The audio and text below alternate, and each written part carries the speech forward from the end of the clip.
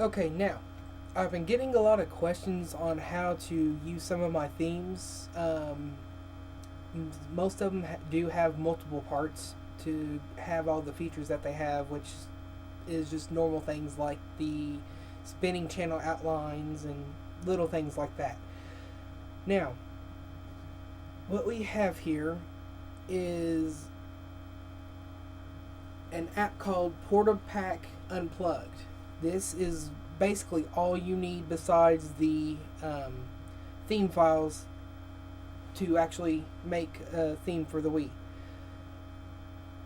Now, we're going to stop this annoying music here. What we're going to do is, first we're going to download our base app. Just go to base app downloader, simple as that. You click go. Now, as you see here, there's a bunch of numbers and firmware versions. Each number corresponds to the firmware that's beside, so whatever firmware you're on, you type the number in the box and you click download. Since I'm on 4.2, I'm going to type in 481.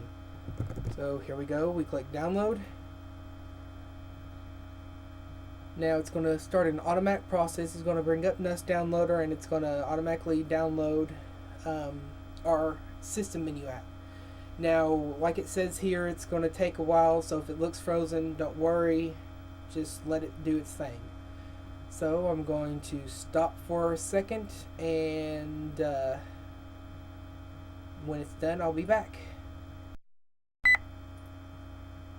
Okay, now we're finished here. We should get a message saying that the file has been downloaded and saved to our desktop. As you see here, alright, we're good. You also want to make sure you don't have any proxies set up if your home network isn't set up for it. Alright, now that we have our base app downloaded, download any of your themes that you want to download as long as it's compatible with your firmware. Most themes now are compatible with any firmware and any region, like most of mine are now. So what we're gonna do now is we're going to go to, where is it?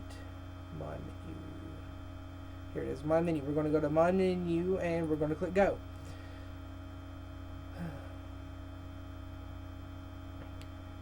Now, since this is loaded up, just extract your theme files anywhere, which I have mine on the desktop.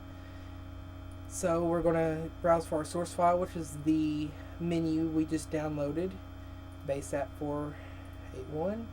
Then we're going to browse for our MYM file. Now, with mine, I usually have them labeled first, second, and last or third.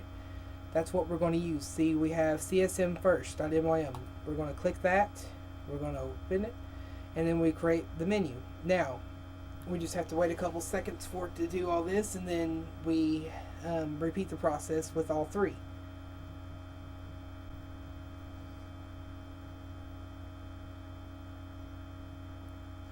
Now we save it to the desktop. Then we reopen my menu again.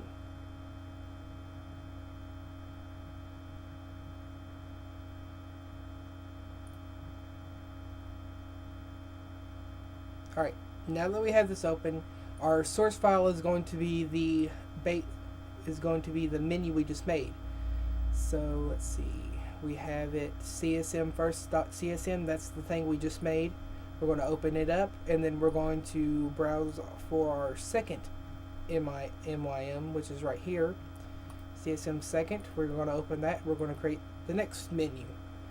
Now it shouldn't take too long like it did with the last one, and then we just continue the process with the new base app we just made.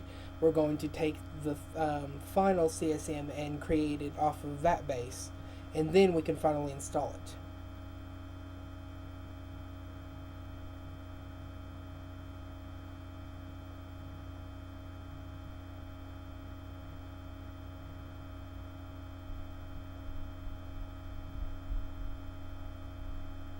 We want to save it, and then back into my menu.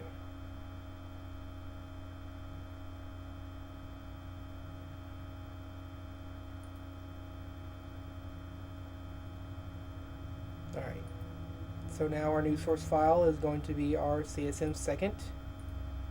Then we get our last CSM, and recreate the menu.